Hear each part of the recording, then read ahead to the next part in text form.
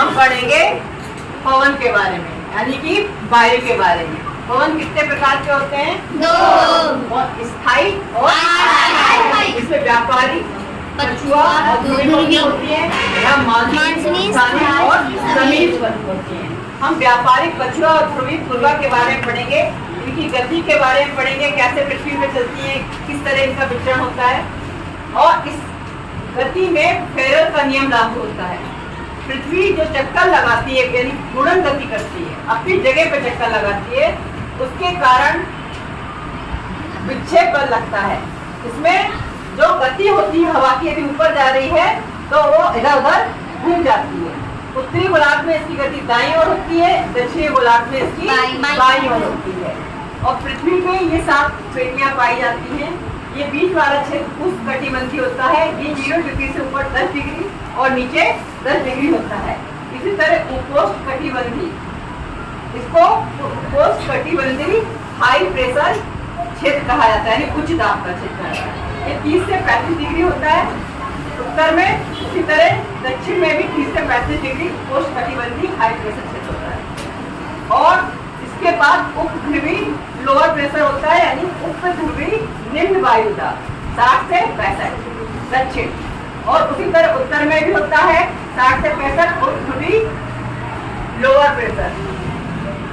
और सबसे ऊपर जहाँ पे हमारे अक्षांश है, अक्षांश नहीं, हमारी ये 90 डिग्री का होता है, ये ध्रुवी क्षेत्र कहलाता है, इसलिए इसका नाम भी ध्रुवी पड़ा हुआ है।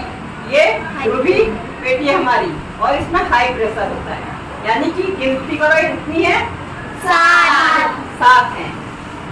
इनके बीच सारी हवा चलती है, वो व्यापारिक होती है, पछुआ होती है, ध्रुवी होती है। ये हमें साल भर चलती है, इसलिए इनको स्थायी हवा कहा जाता है। और हमने बताया विक्षेप बल जो होता है उत्तरी गोलार्ध में जब लगता है तो दाईं ओर घूम जाते हैं, और जब दक्षिणी अक्षांश में लगता है तो बाईं ओर घूम जाते हैं। और जो पृथ्वी पे कहीं पर लोअर प्रेशर का क्षेत्र होता है, कहीं उच्च वायु दाब का होता है। उच्च वायु दाब को हम लोग क्या बोलेंगे? High pressure. और निम्न वायु दाब को बोलेंगे लोअर प्रेशर। मैंने बताया इस पेटी पे निम्न वायु दाब है, यहाँ हाई प्रेशर है, यहाँ हाई प्रेशर है, यहाँ लोअर प्रेशर और यहाँ लोअर प्रेशर। इन दोनों में हाई प्रेशर, यानी जब लोअर प्रेशर के बाद जो पेटी है उसमें दोनों पे हाई प्रेशर के ऊपर जो पेटी है उसमें लोअर प्रेशर, और जो उसके ऊपर है हाई प्रेशर। इससे आपको याद करने में सरलता रहेगी। और जो हमारा बल क्या कहाँ से कहाँ को चलेगा? यहाँ पे उच्च वायु दाब कहाँ है? इसमें, यानी यहाँ से कहाँ को चलेगा? लोअर प्रेशर, यानी यहाँ को आएगा। मैं एरो बना रखा पहले से, ठीक है। और ये भी यहाँ को चलेगा, यानी कि ये उपोष्णकटिबंधीय से दोनों उष्णकटिबंधीय की तरफ चल रहे हैं। और ये क्षेत्र में कौन सी हवा चलती है?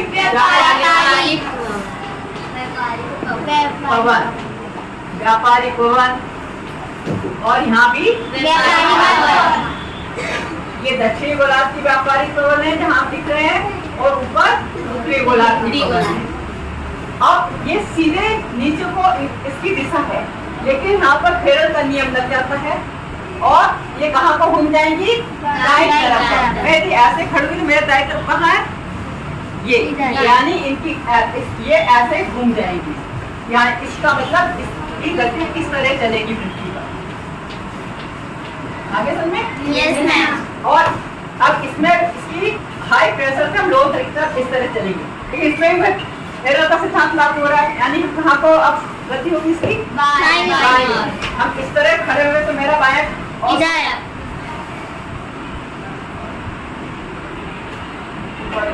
बायां ये।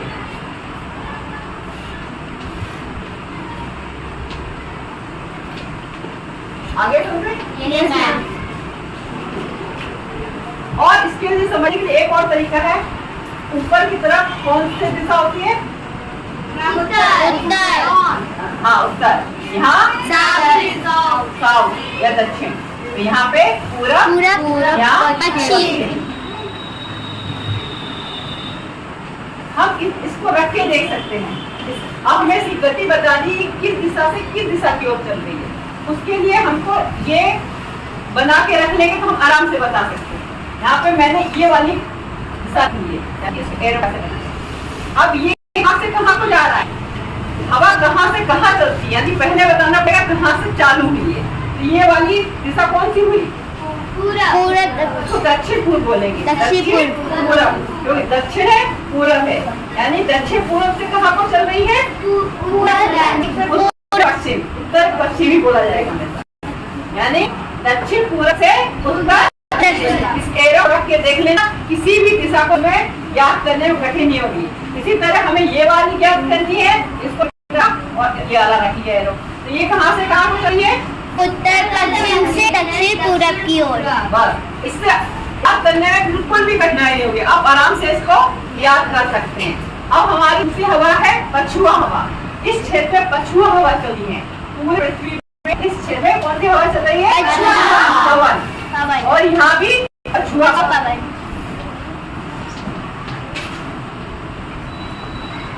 ये उत्तरी गोलार्ध में चलने वाली पछुआ है, ये दक्षिणी गोलार्ध में चलने वाली है। अब हमें इसकी दिशा ज्ञात करनी है। मैंने फिर बताया कि हवा कहाँ से चलती है, उच्च वायुदाब से निम्न वायुदाब। यहाँ पे उच्च वायुदाब कहाँ है, ये, और निम्न वायुदाब कहाँ है, ये। कहाँ से कहाँ आएगी, उष्णकटिबंधीय ये उपोष्णकटिबंधीय से, ये एरो बना है। इसी तरह ये भी कहाँ चल रही, यहाँ को, और इसकी भी यही कहाँ घूमेगी, ऊपर को जाएगी, विक्षेपण के कारण दिशा चेंज रहेगी, कहाँ को होगी, इसका दाईं ओर क्या होगा, इधर ऐसे। तो ये इस तरह चलेगी, ठीक। और इसमें भी इसका दाईं तरफ कहाँ होगा, तो ये इधर। इनकी दिशा पता चल गई, इसकी दिशा दिखाते हैं, इसको रख के देख लें और हम इसकी दिशा को पता करेंगे। तो एक देख लें, ये इस तरह चल रही है, ऐसे चलेगी ना, तो ये कहाँ से चल रही है, पश्चिम पश्चिम से भी बोला जाता है, हमेशा उत्तर या दक्षिण से की जाती है, जैसा बोली जाती है। कहाँ से बोलेंगे, दक्षिण पश्चिम। इसकी दिशा पता चल जाएंगे। इसी तरह हम सही हवा की दिशा पता कर सकते हैं। अब हमारी हवा कौन सी बची, ध्रुवी, इसका है पूर्वाभिमुख, ध्रुवी पवन। ध्रुवी है, इसीलिए इसे ध्रुवी पवन का नाम दिया गया है। इसका नाम पूर्वाभिमुख है, जिसे तुम लोग कभी कभी कहते हो पूर्वाई चल रही है। अब हमें इसकी दिशा तय करनी है। तो ये भी हाई प्रेशर से लो प्रेशर की तरफ चल रही है। लो प्रेशर ये है, यानी कि ऊपर को, और दक्षिण गोलार्ध में है, तो इसकी दिशा कहाँ को घूम जाएगी, बोलो, बाईं तरफ, बाईं तरफ घूम जाएगी। और इसी तरह भी हाई प्रेशर से लोअर प्रेशर आएगा तो कहाँ घूमेगा, दाईं तरफ। इसका कहाँ है, ये कंफ्यूज मत हो, दायां बायां में तो समझा दिया कि उसमें दाईं और दक्षिणी में बाईं ओर। तो अब इनकी दिशा पता चल गई। अब हमें ये दिशा यहाँ रखने की जरूरत नहीं है, बड़ा सीधा नियम है। जो ये दिशाएं हैं और यही दिशा एक है कि नहीं, ये देखो, ये मैच कर रही है दोनों की। ये व्यापारिक हवा और ध्रुवी पवन एक तरफ चलती है, इसलिए इनकी दिशा एक सी होगी। यानी ये याद है तो ये भी याद है, इसकी याद करनी पड़ेगी।